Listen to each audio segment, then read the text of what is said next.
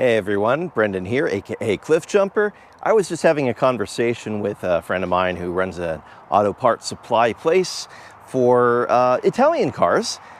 And we were kind of discussing how I have too many projects. It's a fact, I do. Previously on Battlestar Galactica. And with a swish and a flick, she's back together, just like magic. That's exactly how this works.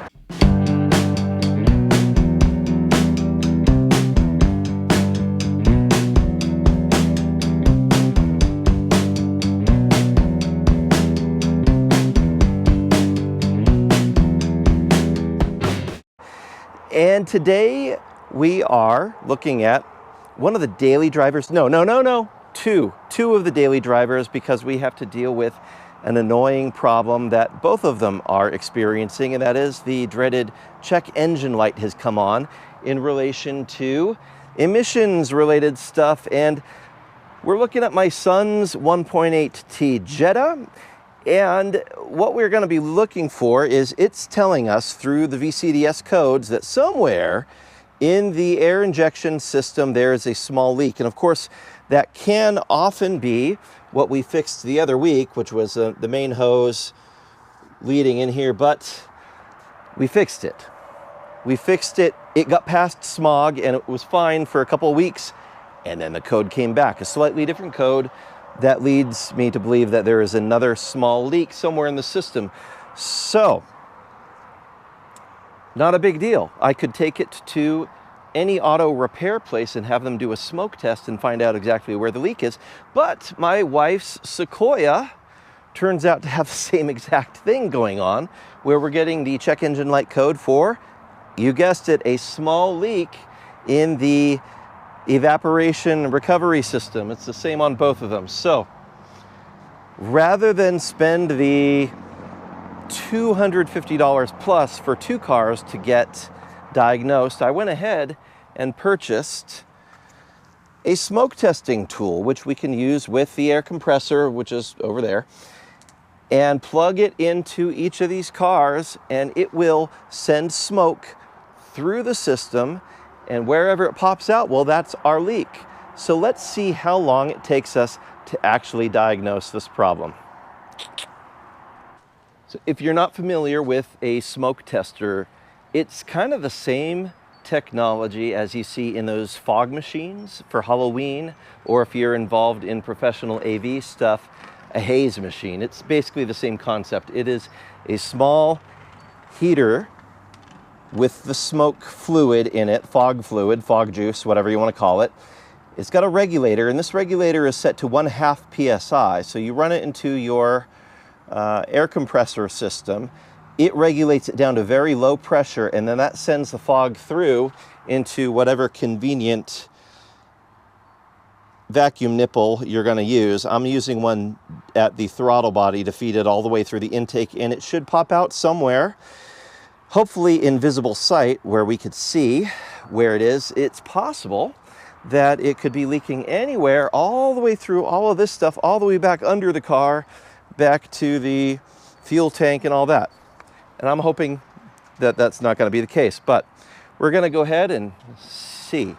So everything is all set up. We're going to flip it on, and it takes just a few seconds really for smoke to start going into the system. So I'm just going to pop this off here. Oh, look, we already have smoke coming out, and the longer it stays on, the heavier it concentrates. So I'm going to go ahead and plug it back on here. It can start filling up the system. This is not harmful to the engine. And using a strong flashlight, we'll start looking for anywhere around here where we may see smoke. Aha! Seeing smoke down in here. Yes. Heavy concentration in this area. So we're going to go ahead and see what we see. I'll lay the flashlight in here. Let's see if we can figure out where that smoke is coming from. So I'm just going to stick my fingers down in here and okay. Doesn't appear to be that. Maybe, is there? There's a hose behind it. So, what do we have? Good shot, and this flashlight, you can see the smoke's getting really concentrated and thick. And, oh, yep, I can see it right there coming out in a stream. We have located the hose. So, perfect. Now I know which hose it is. Trace that one back. So that's one car diagnosed in about 2 minutes. Cool. Well, sometimes it pays to be a parts hoarder. The hose that I need to replace, I think I have the updated replacement sitting in my parts storage. So I think this is the correct hose. We're going to take off the old one first and then see.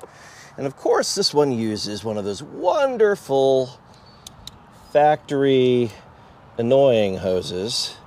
And I don't know if I can actually get the angle on this one to get it off, so I may need to use needle nose pliers to get that removed, or I might need to remove this upper one first to get to it. Even then though, there's not a lot of room in between there, so I might not be able to get into it. So yeah, let's grab the needle nose and see what we can do with that.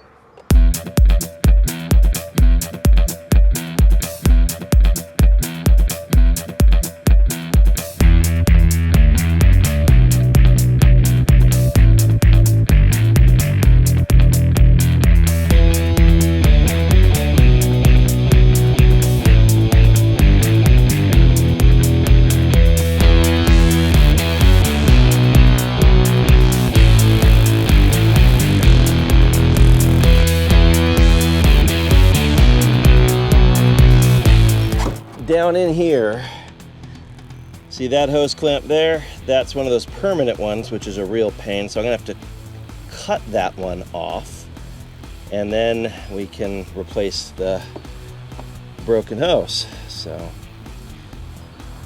yep.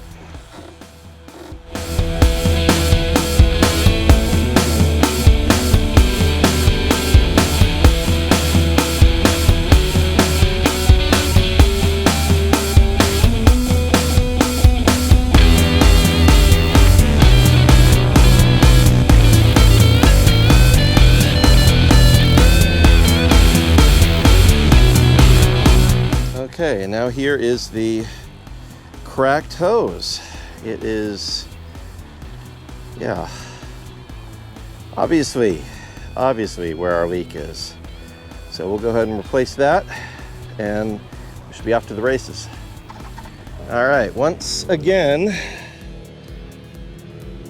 parts hoarding saves the day. So this is the hose that will work from up at this end down to where it needs to go.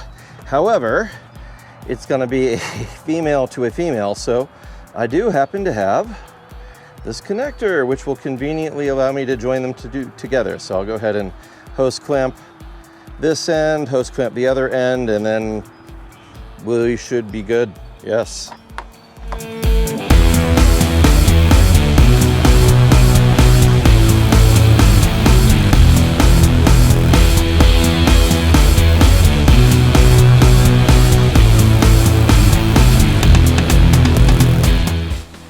As they say, the proof is in the pudding. So we got the smoke tester, gonna plug it in again, and we shall look to see if we have any more leaks popping out through this secondary air system.